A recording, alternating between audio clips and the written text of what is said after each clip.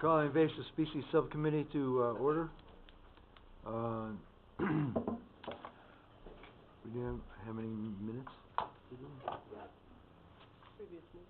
Oh, yeah, there you go. Entertain a motion to approve minutes from the previous meeting. That would be Ron, Edna.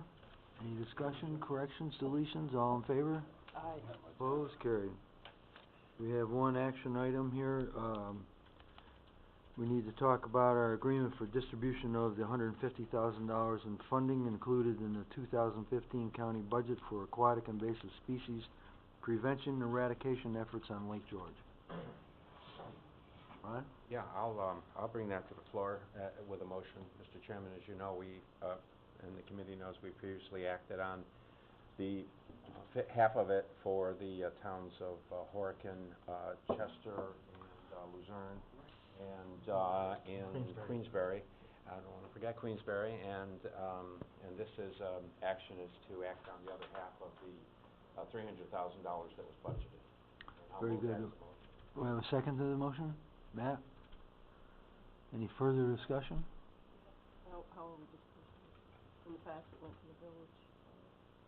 We talked about going to I believe the... this will go directly to the Lake George Park Commission. Yes, it does. Do we know they can take that for a fact? I believe they can. I know that's how we distributed our dollars from Bolton, was directly to them. Yeah, Okay. we did the same for Queensbury. Lake George Park Commission. So that's So the that needs to be in the motion, because last year we... So that's part of your motion? I'll make that part of my motion. Okay. Sorry, Matt. Now any further discussion? All in favor? We're moving into the second year. The first year was very successful. Dave Wick presented his year one report here, and hopefully season two will be as successful as the first year. So, anybody else? All in favor? Aye. Opposed? Carried. Anybody have anything else? Yes. I know I don't usually have something, but I have something. I remember last year when we did this, part of the discussion, especially with including, the Glen Lake with Queensbury, and the different associations being represented, we had asked, for information on what they did with the money, follow-up, and we've appropriated the money, already for this year, but we really haven't heard from, They did not. how they've spent the money, and I think it's important information to have, especially with this regional invasives program that we're all working on, and with the governor's plan. So I would like to see us follow up on that, and Yeah, that's a good point, Matt. I agree with that, and I will follow up that, make sure Glen Lake gets that information to this committee. yeah.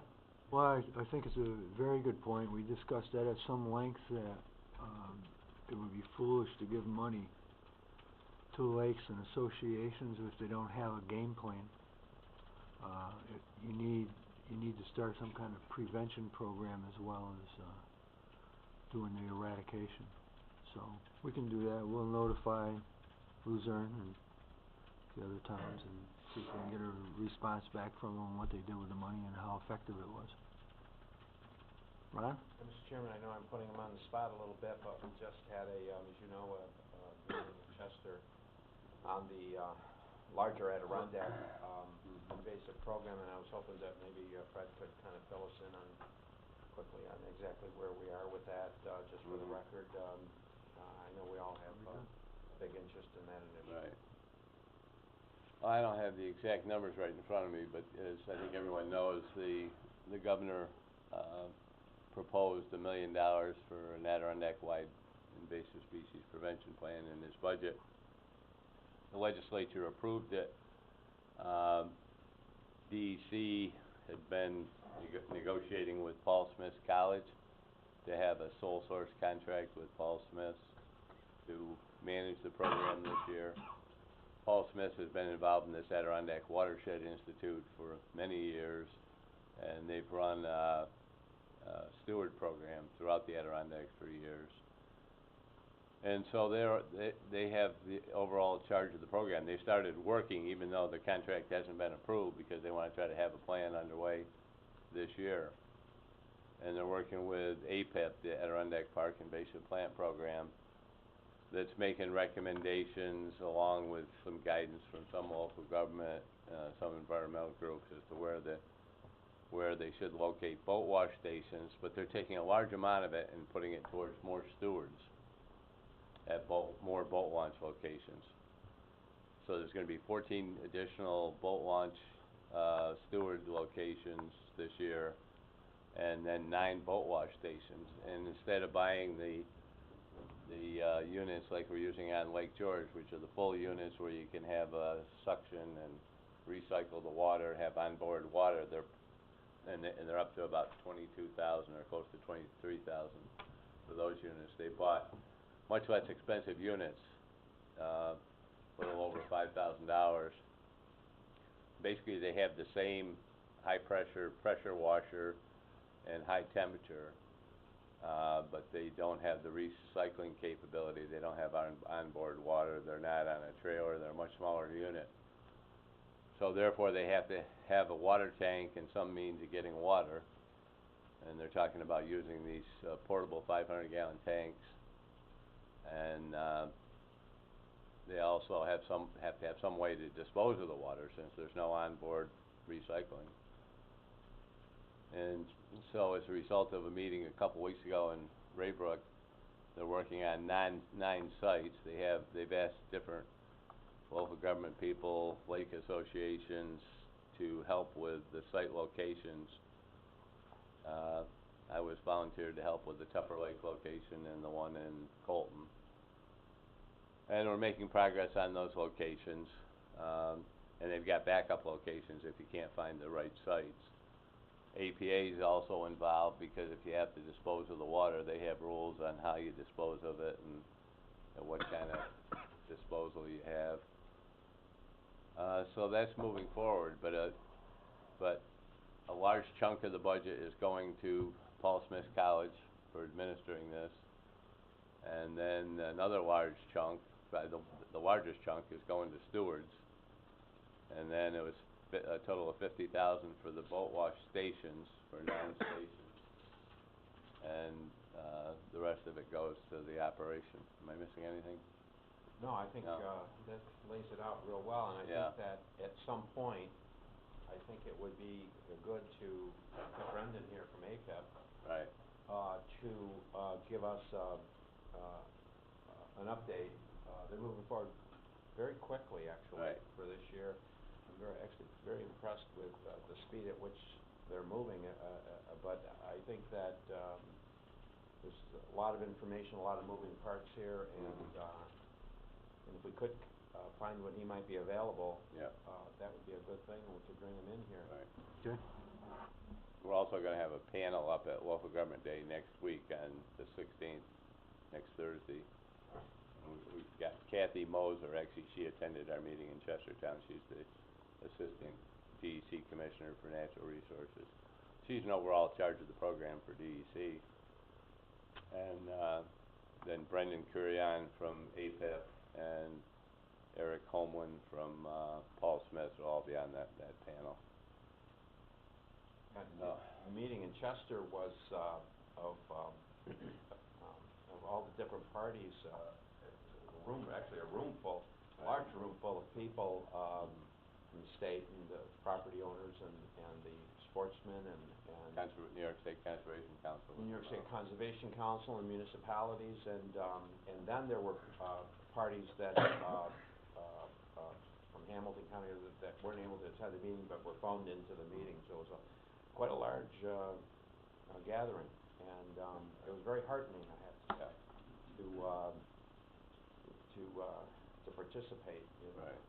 Yeah. in the whole process. Yeah, the president of the New York State Conservation Council, who were concerned about the Lake George program, but they seem to be supportive of this Adirondack-wide program, provided it's not mandatory. They don't want a mandatory program. And the same for the state.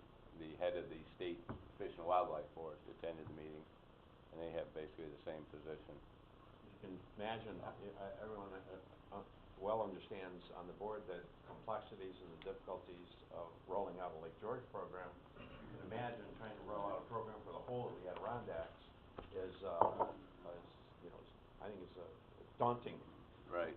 daunting challenge. There's a lot of municipalities, a lot of water bodies, a lot of groups, a lot of different issues. So my hat's One of off. the big questions is whether you locate, if you have a limited number of boat wash stations, whether you locate them at the perimeter of the blue line of the Adirondacks to try to keep out invasives that we don't have any place in the Adirondacks yet, or do you focus more on preventing the internal spread, say from Lake George, which has 5, to other water bodies that have none or only 1 or 2? And basically what they've done is like a hybrid. They've got some at the perimeter and some on the interior. Just one other thing, I really would like to commend Supervisor Monroe, Eric Sy from the Fund for Lake George, for you, Mr. Chairman, and Mayor Blaze, and John Stroud, Matt Simpson, and everyone that's been participating in this process on the governmental side, because I think without your active involvement and input, I don't know that we would be where we are today. I mean, who would have dreamed a short while ago? And I'm sure we're going to have a lot of challenges out in front of us, and we're going to have a lot of things that we're going to agree and disagree about, but I would say I'm well pleased in terms of the direction, and certainly the support of the governor is very much appreciated in the allocation of the money. Maybe just one other thing on Skirling Lake. Matt's very much aware of this, but we have a grant through the town of Chester for the Skirling Lake watershed, which is for Chester, Horicon, and Skirling. And last summer we asked that that grant be repurposed to pay half the cost of a boat wash station for Skirling Lake. And actually it was approved, and they approved the whole amount to buy a boat wash station. So we have that. And I think Horicon and Chester are both willing to contribute to the operation of that this year, because that won't be operated as part of the $1 million. It didn't make one of the priority sites. And we had a meeting last week with the town of Skirling to see if they'll pay a share of the operation. So we're hoping to have one at this Skirling Lake State Boat Launch, because the records show there were, 3,000 boats? Around 3,000 boats that were launched there last year. Well, that's great. Yeah. It is most encouraging to see the program spread through the Adirondacks. Right. The state-wide is next. I'm very grateful that we have a mandatory program here in Lake George. I think it's the ultimate goal. It's interesting when you go to these meetings, it's like deja vu all over again. Yeah. The same arguments, the same people, same issues, but it's definitely a step ahead. It can't hurt to have 9 wash stations, no matter where they are. They have hit the key access points around the park, which is essential. And they definitely need to have some internally, because we do have some invasive species in the park, and it's best to keep them where they are. One of those sources of invasive species, of course, is Lake George. So it'll be interesting this summer if we can pick up some more activity washing boats coming out of the lake, as opposed to going in. If you come out of Lake George, you're going someplace else, you better get your boat washed. You have a potential for 5 invasive species. So, yeah, it's all good. We're moving ahead. Frozen boat program on Lake George this year? I don't know about that. I didn't hear anything about it. No. I don't know. Now, I think the reason for that is that they were able to tag a lot of boats coming off the lake. Right. Which in year 1 they With didn't the red have that. band, right. They didn't have that. That's the advantage of the tagging program. Right. Is the ease that gives you the following year when you go to launch. Right. And I think everyone's looking to make it easy for people, and I think that that's where, at least from my point of view, I think that's where the tags really help us enormously. Right. Yeah, and so discussions we've had at this meeting in Raybrook and the meeting we had in my town hall, we've, number of us in local government suggested that to DEC and APIP and Paul Smith, that you have a tag program and a frozen boat program. And they don't seem to be enthused about doing that. They don't really want to do it. But we discussed it with Eric Side, the Fund for Lake George. They have committed $50,000 in addition to the state million. And one of the thoughts is to use that $50,000 to institute a tag system, because you don't need DEC approval to have the tag system. You should have DEC approval, but if you don't have it, you can still do it.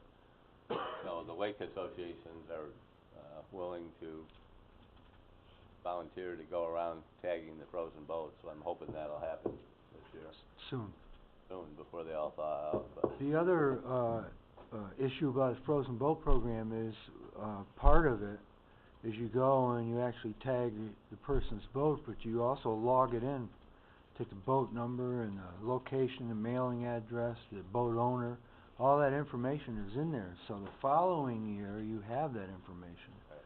So if you were to continue the frozen boat program, what you're trying to do is fill in the gaps of people you might have missed the first time around. So get them logged in and keep track of them. Jimmy. That's, has anyone looked at the, compliance or the number that maybe you're getting through, getting around it, or are people trying to get around it, or? Generally speaking, Jim, most people have been very, very, very cooperative. We've only had, I think we had, even under the voluntary program, we only had like 3 incidences. One of them was pretty serious. A boat owner launched his boat early instead of waiting for the inspector, and it did have invasive species on it, but he came from a very volatile invasive species lake the day before, so it was quite alarming, but apparently he didn't have any significant consequence of that. And then there were 2 other people. One was a private individual, and the third one was actually a state employee. But other than that, of the 20,000 boats we were involved with, you talk about 3 incidences, so most people are cooperative. I mean, it's the same way with the sport fisher people when they came here and realized that we're concerned about their lakes and their ability to come to Lake George and expect the fisheries that they find here when they get here. And that's based on keeping invasive species out, so no, we don't expect it, but those are the guys you're looking for. Those 3 are the ones. One boat got through, could that potentially, Well, you're playing the numbers to start with, Jim. The recommendation is that at the least you do mandatory boat washing, but that's only 1 in 1,000 effective. So every 1,000 boats you wash, you're going to miss one. So it's inevitable, but you're cutting down the numbers, and you're making people aware of what's going on. I would just like to know ultimately how effective it is. I mean, if you miss 1 in 1,000 and that one brings in something new, will that something new potentially get through, or, Could. in which case, the 1,000, is that really, I mean, what I'm saying is, do we need to be 100%? Well, obviously they'd like to be 100%, but no, not sometimes difficult to. what we like, but do we have to be in order to, what do we need to be in order to get that? Is the question. The most effective invasive species treatment is the frozen boat program, whether it's plant or animal. Especially a winter like last winter, they don't survive that, and they don't survive it even on the short haul. So theoretically, you could have a situation where instead of washing them, you bring them in the deep freeze, flash freeze them, and haul them out and take them away. I don't know. That's pretty fail-safe. Matt? I think it's the information we're going to glean from this program Oh, yeah. and the experience of this program where you're going to get that kind of Right, answer. I mean, in 1 year. These things take years to manifest themselves, Well, that, especially in Lake George, 32 miles long. well, You that's, know, it's, that's sort of what I'm getting at is, I don't wanna see us just concentrate on enforcement. I think we need to make sure we're getting all the information we need to, make sure it's. Well, that's a significant part of it, and you'll notice in some of those funds, they're educational funds. They're not hard to spend because that's all part of it. We garner all this information, and it's all being logged, and you can pull up all kinds of different information and statistics, and that's what it's about. That helps you the following year to fill in some of the gaps. The same with the Park Commission, they've been able to reapply their manpower and save some money in 1 year. From the first year of the pilot program to the second year, they've saved $50,000. And that's what it's about. And that's the educational part of it. John, did you have something? Okay. Ron? Just to underscore that, the, one site, there in Lake George at the transfer station, was one of, if not the busiest site, and it's not a launch site. So people get it, and if they know where you are, they find you.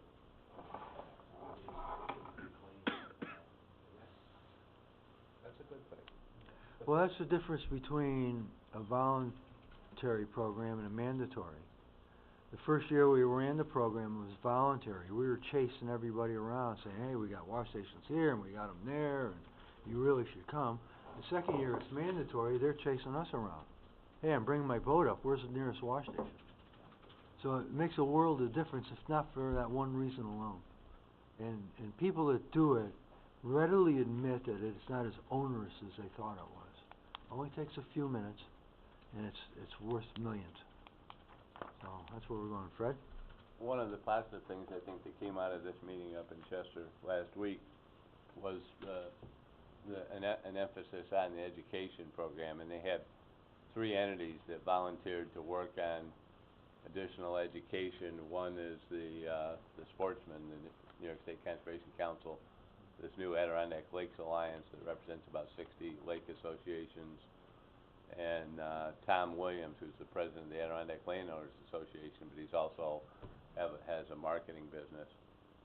And he's been instrumental in having the Department of Motor Vehicles include rack cards on invasive species and clean, drained, and dry in all the boat and trailer license renewals. And so that may be something that the Fund for Lake George money could be used for more education, because ultimately, Tom makes the point that it's ultimately the decision when you're launching into a water body that doesn't have a steward.